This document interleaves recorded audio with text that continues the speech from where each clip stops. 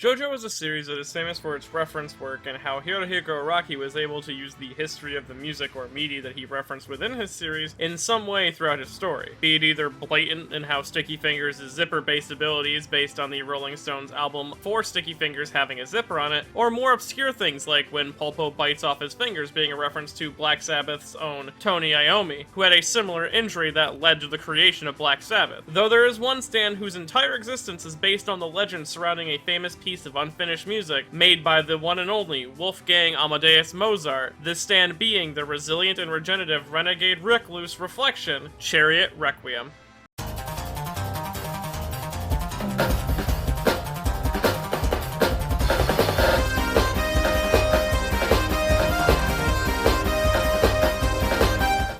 Chariot Requiem, also referred to as just Requiem, is the first of two Requiem stands to appear within the series of JoJo, and it formed after Jean-Pierre Polnareff's own stand Silver Chariot was pierced with the Beetle Arrow during the second to final major arc in Golden Wind. From here on, Chariot Requiem would act as the final obstacle in the way of the team's goal to defeating Passion's own boss, Diavolo. And on top of just guarding the Beetle Arrow, Chariot Requiem was slowly becoming a danger to the world state itself, thanks to its indiscriminate yet terrifying ability. This power being total dominion over living souls, which Chariot Requiem enacts by swapping the souls of living things within its range. Though just about everything Chariot Requiem does is directly influenced in one way or another by the history of the song which Chariot Requiem gets its name from. Though before I discuss those influences too deeply, let's first understand the ability itself fully, and we'll start with its activation effect, which I will call a Quiet Requiem. A Quiet Requiem is an ability that triggers upon the creation of Chariot Requiem, which compels all within its range to fall into an unconscious, sleep-like state. The effective range of this ability is roughly the same size as Rome, but there is no exact stated range. We do know it amassed the entirety of the Colosseum and a little bit more, and also it went far beyond a farm when Polnareff activated it accidentally at first. Along with this, those who fall into the sleep-like state will remain unconscious for 6 to 7 hours. Though I do describe it as a sleep-like state, it's actually more likely that they're falling unconscious due to the ability that is taking effect at the same time, as the souls of the living are being removed and relocated during the activation period of Chariot Requiem due to its soul swapping ability. Soul swapping is an ability that is very on the nose with its effect, as not only does it swap the souls of people who were close to one another during the activation of Quiet Requiem, but for as long as Chariot Requiem's ability is active, the souls that were swapped will remain in their new bodies. Though it should be mentioned that the closeness of the bodies is really up in the air for the exacts, as Bruno was able to swap into Diavolo and Doppio's body, even though Polnareff was closer at the time of activation. Along with this, it would appear that the souls are not fully confined within their new bodies, as one could shift into a hollow body if they wanted to, or in the case of Diavolo, attach themselves to someone else's body, leaving behind the one that Chariot Requiem forced them into. Along with this, thanks to a stand's inherent connection to one soul, when Chariot Requiem activates, it gives all stand users affected by its ability a huge boost in power as it's leaking Requiem energy, with this being shown through Aerosmith being able to casually machine gun through a wall without Narancia even noticing, though the trade-off for this being that Chariot Requiem also maintains total dominion over these stands and will control them if they try to oppose him directly, forcing them to even attack their own users if they attempt to take the arrow from Chariot Requiem's possession. Though it doesn't possess much in the way of defensive options outside of this, being very easy to damage or knock off its course. Though thanks to the hyper regeneration factor that it does possess, no matter the amount of damage inflicted onto the stand, it can pick itself back up or put itself back together. But Chariot Requiem's soul swapping ability doesn't just stop here. As long as the ability would remain active, the more powerful the swapping becomes, until it reaches the point that it's starting to pull in souls from other planes of existence. It will pull these creatures in and fuse their souls together with ours, creating a monstrous form. And these changes don't appear to be painful to those affected by it, and go unnoticed for the most part, creating this terrifying new norm for the world. And if left unchecked, the effects would only become increasingly more horrifying. Though Chariot Requiem does have one major weakness though, as the stand's body itself is more so a shadow projected by the perceiver of the stand, with the stand's own shadow even projecting differently for everyone who does perceive it, as it is determined by a light source in the form of a glowing orb that appears behind the soul of the perceiver. This is the real body of Chariot Requiem, as damaging this orb will cause permanent damage to the stand itself, and can lead to its own destruction and undoing of its effects. Now with that all understood, let's discuss the musical influences ideas over this whole stand, starting first with the explanation of the origin of its name. The Requiem portion of Chariot Requiem comes directly from Wolfgang Amadeus Mozart's own famous unfinished Requiem, with Araki even basing Chariot Requiem's design off the story of the Requiem's commission, with the figure who commissioned Mozart being described as one clad in gray, hiding their identity in multiple forms, from their name to even their gender. Hence, Araki designed Chariot Requiem to be this dark, androgynous humanoid. Along with this, Silver Chariot's body was evolved from this French European knight into Chariot Requiem's French musketeer-esque look, donning even a massive cavalier's hat and a cavalier uniform from the looks of it as well. Though, it does retain some remnants of its original design, with Chariot Requiem shoulder pads being very similar to that of Silver Chariot's own, but on top of that, Chariot Requiem also retains portions of the Chariot Arcana's meaning, mostly in the form of the reverse card's reading,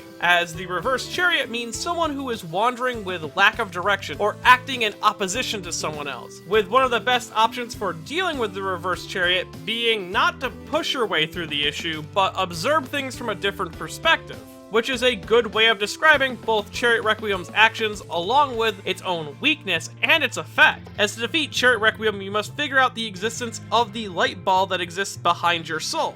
And of course, having your soul put into a different body definitely gives you a different perspective. Though back on topic to the connection to Mozart's Requiem, starting first with the name itself playing into the activation ability, as a Requiem is a song or mass created to lay the souls of the dead to rest, and this part is represented in Chariot Requiem, forcing all those within its activation range to fall asleep or be laid to rest, which in turn reinforces my idea that the reason that they do this is because their souls are being removed from their body and placed into different ones. Along with this, Chariot Requiem was also created through the actions of a dead man, meaning that Chariot Requiem is a requiem for Polnareff's passing. On top of this, Polnareff mentions that even if he were alive, he would not be able to control Chariot Requiem, which results in it having an unstable ability. Thus, it's an imperfect requiem, or unfinished, in the same vein as Mozart's own Requiem, which was left unfinished due to his own passing, as he had only written a small portion of it, with Franz Xavier Sussmayer coming in to finish most of the rest. And Sussmayer's interaction is actually represented very well through the ending of Part 5, where Polnareff failed to complete Requiem. Giorno Giovanna was able to finish where he left off, creating the first complete Requiem in the series. Thus, it was given a full name instead of a half name like Chariot Requiem. And even more on top of that, while Mozart's Requiem was commissioned in secret, the name of the commissioner is very well known. This being Franz von Walsegg, an aristocratian amateur musician who became famous for commissioning talented musicians and composers only to steal and copy their music and claim it as his own, where he would perform the songs during private meetings. And the reason he was commissioning Mozart was to receive a requiem for his recently deceased wife, which in some aspects the story of Franz von Walsegg matches up very well with Diavolo himself. Starting first with the anonymous commission, as Diavolo conducted all of his work anonymously through Doppio, his underboss. Along with that, Diavolo fits the bill very well of an aristocrat, not only being the boss of Passione, but having a stand named King Crimson. He's also very well known for reaping the benefits of others for himself, all as long as it extends his everlasting climax. And of course, the entire events of Part 5 kick off due to the death of his former lover. Along with this, Chariot Requiem's ability to drag out otherworldly beings is seemingly in reference to Mozart's Requiem as well. As Polnareff describes, when the ability starts to take into effect, the prelude is over and the main piece has begun, as Polnareff is seeing for the first time the full extent of Chariot Requiem's ability. So much like how the last half of Mozart's Requiem was completely out of Mozart's hand and understanding, so too is Chariot Requiem's ability to Polnareff. Along with this, the music being finished by multiple other people could be seen as an influence over why Chariot Requiem's ability pulls in unknown entities and fuses them together with their human hosts. Everyone, in a way, is becoming like Mozart's Requiem, an amalgamation of multiple people's works.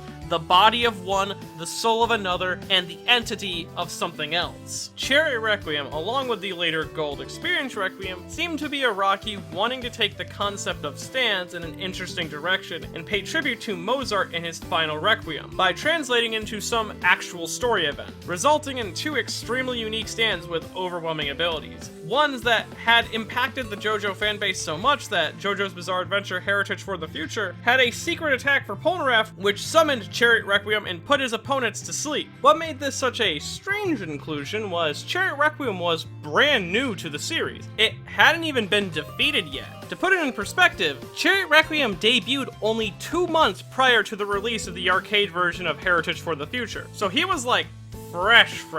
Which honestly stands as a testament to how invested people were into Part 5 during its run. Though with that all said and done, I really hope you enjoyed this video. Chariot Requiem is up there as one of the coolest moments in Part 5, let alone JoJo itself. And I find myself always looking back on it and enjoying something new about the art. And I hope you enjoyed this video as well, and I helped you appreciate the stand a little bit more if you hadn't already. And if you want to see more videos like this in the future, I have a Patreon at patreon.com/MediNotTheBadGuy. Patreon is a very useful tool. It helps support this channel and keeps it flowing as well as it does. And if you want to unlock your own Requiem, well, you can do so by finding the secrets hidden within a copy of Shimonetta, a boring world where the concept of dirty jokes doesn't exist at buyshimonetta.com.